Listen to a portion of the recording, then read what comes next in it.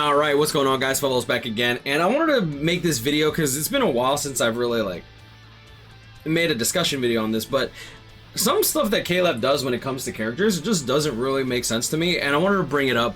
And some of it's going to be gameplay aspects, some of it's going to be different things, but let's just talk about some characters that in my opinion don't really make too much sense. Now, I do love that Aizen here has, you could crush them in one breath of your spiritual pressure, yet they made him the flurry character, and they not only did they give him a flurry character, but they also gave him status ailment attack boost.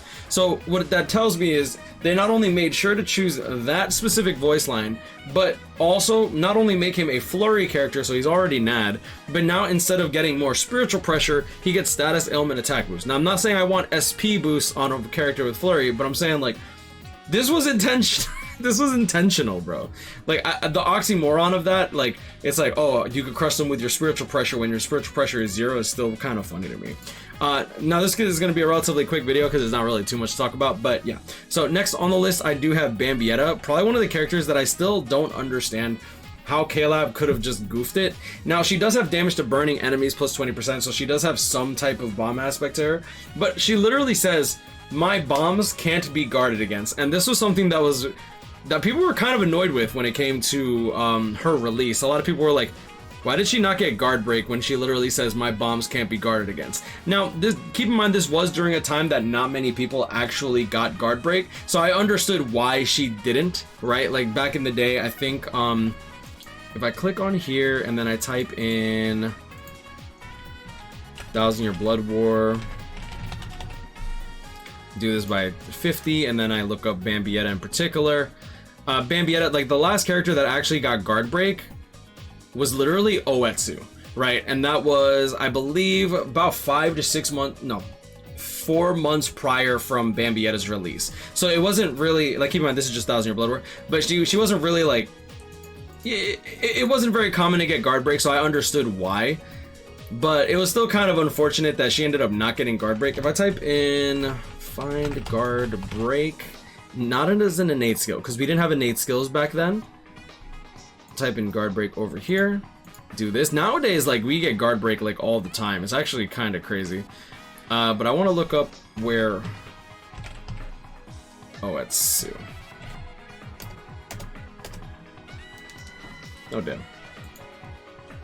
Alright, so the next person after Oetsu that got guard break was Aizen, and then Retsu, and Lolly.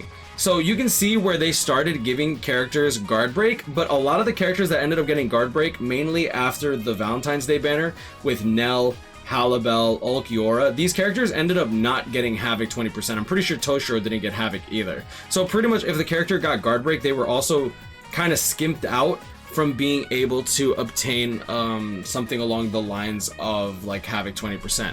Meanwhile, NAD characters ended up getting really, really lucky when it came down to it. So when Bambietta came out, I believe a little bit after this actual Grimmjow, so if I type in here, simulator, go to this, Grimmjow 50. This Grimmjow originally came out March 31st, 2020. Yeah, literally a month later. So it was just weird that she didn't get guard break because it was a skill that was slowly becoming popularized. Was slowly becoming more readily available and being given, but it still wasn't too common. But another thing that really the thing that kind of bugged me the most is that this character was like prime example for a character that should be given bombardment. And she didn't get bombardment. Literally, she's the only bomber in Bleach in general that I can think of. So like her not getting bombardment was really, really weird to me. And that also leads me to one of my next points, and that was Lille Barrow. Lille Barrow being a sniper, I thought he was like guaranteed to get sharpshooter. Like, I feel like everyone and their moms was expecting him to get sharpshooter, and even though he did get guard break and he did get hit an enemy chance, it was really weird that the sniper didn't get sharpshooter. Meanwhile, this was right after 5th anniversary Byakuya got sharpshooter, so it's like, because this was the implementation of sharpshooter, right? That's 5th anniversary Ichigo was the first character to get Marauder, I believe. I might be wrong. It's been a while. I'm pretty sure he is the first one. And then Byakuya got sharpshooter. So Lille Barrow not getting it was kind of weird. Another character that I don't think makes sense is Nell. Now this Nell, don't get me wrong, my boy Mad Viking could probably make use of that, but there is something awfully wrong with not these, but this. Like, why does she have 2 elbows on her leg? To this day, I don't understand the logic behind that. And it's only one leg too. Like, her first leg literally is already like touching the ground at this point, right over here. So I don't quite understand what they were trying to do with this character. She's still looking mighty thick, she looking hot, but like, yeah, that's just a dud. Alright, so that's another thing that I still don't find makes sense. Now, I don't think that it's to anyone's surprise that this Stark might be on the list. Y'all might have even forgot about him, but this is from the, I believe is the premium pool banner right after 6th anniversary, Stark. Heart attribute. Now, this character is a character with Flurry +1. He got Mind Droplet drop, so he's mainly there for farming. He has Sprinter +2, which is kind of interesting for a NAD character that doesn't have Guard Break, because he can't really make use of this. He has Lacerate and Paralysis immunity, so 2 different immunities. But the thing that kind of fries me the most about this character, he has Bruiser 60%, Berserker 50%, Flurry, but Team, Party, Heart attribute, or Ronkar strong attack damage +20%. The Flurry character that ended up being given not normal attack damage, strong attack damage. So his strong attacks are going to be dealing a lot more damage, which is really weird for a character that you're probably going to run with Chappies, unless... honestly, this character is just bad. There's no justifying this character. The only thing he's good for is being a damage reduction 20% link and maybe a squad 0 killer if you have him max transcended and didn't have anything better, which Totsuki's the thing, so far be it from me for that.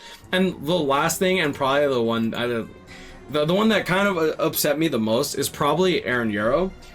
This Eren Yarrow, in my opinion, is actually really good, but he ended up getting kind of cucked. Now, he has the 2500 length beam, he has the vacuum into explosion shockwave style ability, so second strong attack actually hits incredibly hard, and standard full screen third strong attack. But what fries me the most about this character, and what really kind of made me a little bit upset or sad, is this is the only character in his banner that didn't get Havoc 20%. And Havoc 20% during this time is when you kind of wanted every character to have Havoc. Salaporo got Havoc, he had the 2500 length beam, Crawling Vortex, third strong attack is a 900, but with the Havoc it's 1080, so it's okay, like I can make use of that.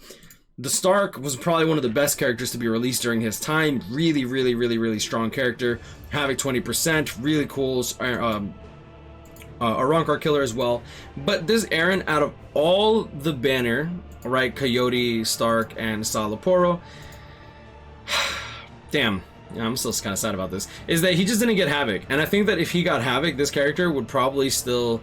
I would not be surprised if you see Eren actually still running this character to this day in terms of, like, regularly hard content, like IT and stuff like that. Because it's just kind of unfortunate, because I feel like this character, with his kit, actually should do fairly well in content like IT even, if he had Havoc. And without it, it's just eh. But yeah, those are pretty much my picks. I'm sure that there are a lot more, but like this is kind of just like, honestly, this was just like a quick video. I kind of was just like, oh, you know what? I haven't done a video on this, and I kind of want to bring attention to Nell's leg again. And this Aizen with the crush and spiritual pressure is still the funniest thing to me, because every single time I see it, I'm just like, yes, Nat Aizen. Yes, 0 SP, let's go. Right? But anyways, I'm gonna leave it at that. You guys, Grano, catch up, hit me up, stay blessed. Like, comment, and subscribe new. Hopefully y'all enjoyed this type of video. It's kind of just like, you know, fun, entertaining. Like I found it fun trying to look up these characters. I tried making like a stream to get more characters to put in the list, but like I'm only one man, and I mean, it is what it is. Either way, 1,000 Year Blood War coming out literally in less than like 2 to 3 weeks, which is oh my god, that's so crazy. Yeah, it was like what, 18 days, 20 days. 16 days. It's a long time coming, boys.